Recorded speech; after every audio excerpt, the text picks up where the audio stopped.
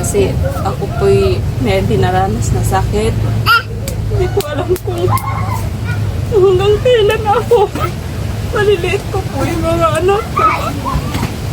Kung ako lang po na masusunod, gusto ko po tumagal pa ako kasi na anak ko kailangan po mag-aalaga.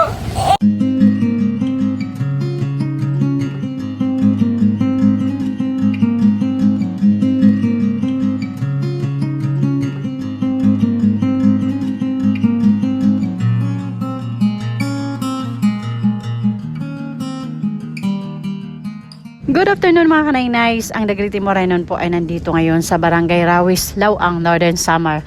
Nakikita niyo po sa aking likod ang aming head, Joey the Great, Boy Tabang, at syempre Raymond Galusa at BB Mix Vlog. Pupuntahan po namin ang isang nanay na matagal na pala kaming hinihintay. Nahihiya lang siya. Ngayon lang siya nagkaroon ng lakas na loob para tumawag sa atin. Tinawag niya ako kanina habang nandito kami sa isang beneficiary namin. Kaya tara, puntahan natin mga kanay-nays. Okay, dito daw tayo sa loob ng bahay ni Nanay Jonalyn. Tara. Maulan na hapon po sa inyong lahat dito.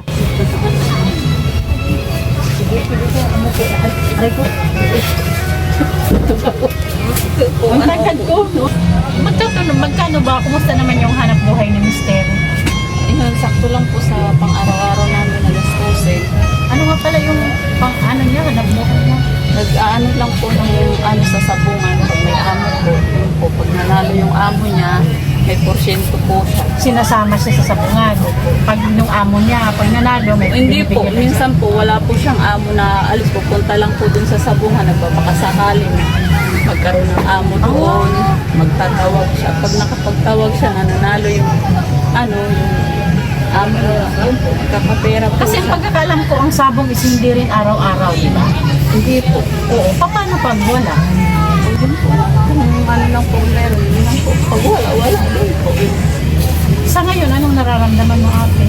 Ayun po, pag minsan po, kanina nga po ng umaga, makita ko dyan. Kasi babantayan ko sa to. Nahulog ako dyan. Nahulog ka? Opo, kasi ito pong isang paa ko. Ito talaga ang nagiging problema. Opo. Po, minsan po nanghihina po. Hindi ko alam po bakit gano'n. Pero sabi sa akin ng doktor, dito daw sa may utak ko na ugat, namamaga daw nung Kasi yung- kami sa sa system daw. Sa system niya sa tao. Yan ang side effect ng Kaya konektado hanggang dito. Yan ang nangyayari. Basta pag yung inaatahan ko po, hindi ko po tumalagalaw. Pati dito may pain. Mula ulo, papunta doon. Hindi naman po siya masakit, parang yung manhid po. Ay, namamanhid yung mula dito hanggang dito. Hindi siya masakit man, pero yun po, hindi ko magalaw. Paano yung paghawak-hawak mo yung baby? Ito lang po. Opo, buwa po. Pag lalakad na ako nung malala pa to, hindi ko po siya naalagaan. Yun po, yung panganay ko po yung anak ko po nag-aalaga. May tinitik kang gamot para dun sa systemiasis mo. Parang maintenance mo na. Araw-araw mong tinitik yun. Hindi po, kasi ang pag-take po, nung Monday lang po ako nabigyan. 4 na piraso po yung tinik ko nung Monday. Tapos, susunod na naman daw po na Monday. 4 ulit. 4 ulit. Tapos, So once a week lang pero tiga-4 na gamot. Pati nung kasi yung unang nabalitaan ko, yung mga baby mo din, sunod-sunod na na hospital. upo. Kasi nung Ito kasama to. hindi ko alam kung saan ang gagaling yung gano'n. Lahat sila nagtae. Pero yung yung 4 ko na anak na nagamot ko po dito kasi alam ko naman po yung mga first aid na pagtatae. Ito pong maliit ko, yung dalawa, yung 2 years old tsaka siya. Yan po yung doon hindi ko nagamot kasi yung hindi na po siya nakain. Pangalawang araw yata yun, hindi na siya nakain. Tapos tulog na lang siya ng tulog sa duyan. Tapos namumutla na siya. Kaya yung sabi ko, pag-uwi ng asawa ko, wala siyang kita, wala ma'am. Pag-uwi na galing ng sabungan. So sabi ko, paano yan? Paano ko madadala yung bata kahit masahe lang sana kasi libre naman sa ospital. Nanghiram ako dito sa mga bahay ko. Wala din doon kang mapira. Pumasahe lang sana nyo. Sa katarman nyo dadalhin. Dito po sa Lawang lang. Tapos pumunta ako doon sa biyanan ko. Nagbigay siya ng 200. Kaya dinala ko kaagad doon sa ospital. Pero pag alis ko dito, ito din nagsusuka na. Pero kumakain na dito naman po siya, kaya hindi masyado ako nag-alala dito.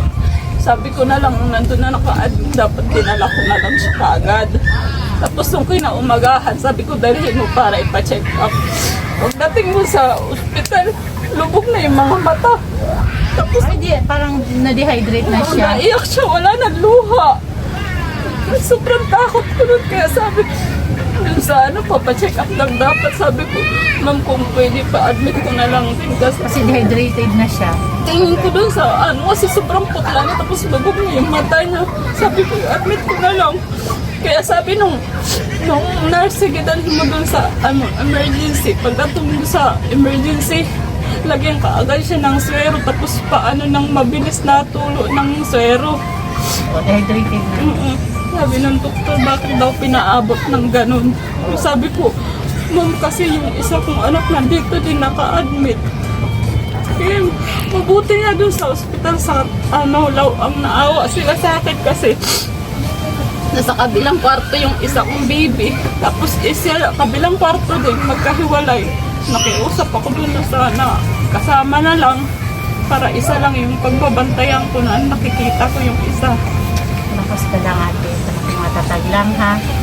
Kasi ganyan lang talaga ang minsan Buti nga nung madala namin sa ospital ko, nakakalakad-lakad na ako. Tiis ko lang kahit masakit na nang pag umatake yung dito mo, yung kalahating katawan lang dito yung namamanay dito sa kabila hindi naman. Hindi po. Pero wala din para Lakad ako, may tungkod ako, tapos hinihila ko po. Mga kanaynay, si Nanay Jonalyn po, isang nanay na may dinaranas na hindi birong sakit. Kasi yung stomatitis po is umakyat na po sa brain niya. Kaya pag umaatake po yun, yung kalahati ng katawan niya is nagnanam. Ibig sabihin, namamanhid. Kaya pag may hawak siyang baby, delikado talaga. Ito yung baby niya, may maliliit pa siyang bata. Anong may papanawagan mo sa mga makakapanood dito? Anong tulong ang kailangan mo sa ngayon? Sana po kung may nakapanood naman po nitong video na sana po manghingi po ako ng tulong.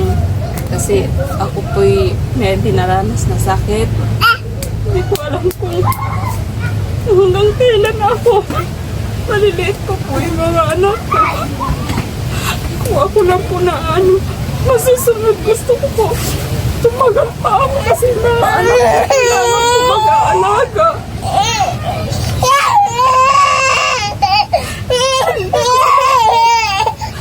Kung sino ang sasunod na responsibilidad ko pag nawala ako kasi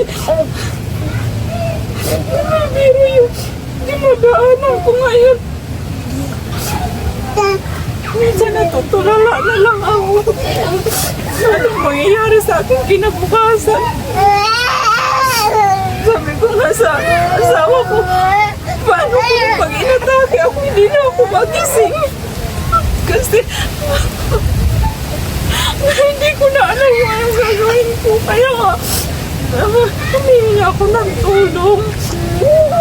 Kasi kahit naman lang sana sa mga pagkain, vitamins ng mga anak ko, masuportahan man lang.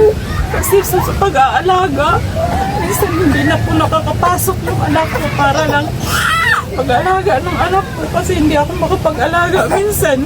Pag umaatake yung umaatake po yung sakit ko. Mabuti nga nung umaatake ito, ang po, nung wala pong pasok kasi December yun. Lagi na lang yung anak ko nag-aalaga. Minsan nababagot na siguro sa sobrang pagod na mag-alaga sa mga anak ko. Nanay Jonalyn, pakatatag lang. Ako naniniwala pa rin ako na binibigyan tayo ng problema ng Diyos dahil malalampasan at makakaya natin. Ano Nanay Jonalyn? Pati ako, Nanay Jonalyn, huwag kang mag-alala. Kasama ka na sa prayer ko. Thank you po. Kasi ilang taon ka na? Nanay Jonalyn, napakabata pa po. Mga kanaynays ni Nanay Jonalyn. At saka ang pinakaunang inaalala niya ay yung mga anak niya kung bigla siyang mawawala. Kasi yung sakit niya po is hindi po, ang pagkakasabi po ng doktor, parang wala nang lunas, pero siya gusto pa talaga niya para sa mga anak niya mabuhay. Pero sa ngayon wala kang magagawa kundi magpakatatag. Sana lang may magbukas ng puso at palad para sa iyo. Sa lahat po ng may kakayahan tumulong, ako po mismo kumakatok po ako sa inyong mga puso para po mabalikan ko po kaagad si Nanay Jonalyn. Sa ating mga butihing sponsors, Manay Tiri Anderson, Ma'am Beth Jones, Ma'am Marcelina, Ma'am Annie Haramilia, Sangkaid na Malinaw, Ma'am Joveta Bilesa Tejero, Ma'am Hayats, Ma'am Selina Barboza, Miss Kayabyab, Miss Irene Bisuelan, Ma'am Hawaii, Ma'am Janet Galvan Salazar, Ma'am Okidoki ng London, Ma'am Ima Vlogs, Ma'am Faye Velasco, and Rose Aguirre Vlogs. Ang Degree Team Morenon po ay nagpapasalamat po sa walang sawang support. Kaya po patuloy kaming nakakapaghatid ng tulong sa ating mga kababayan. Huwag po sana kayong mapagod at magsawa. Ingat po kayo lagi. Thank you so much po.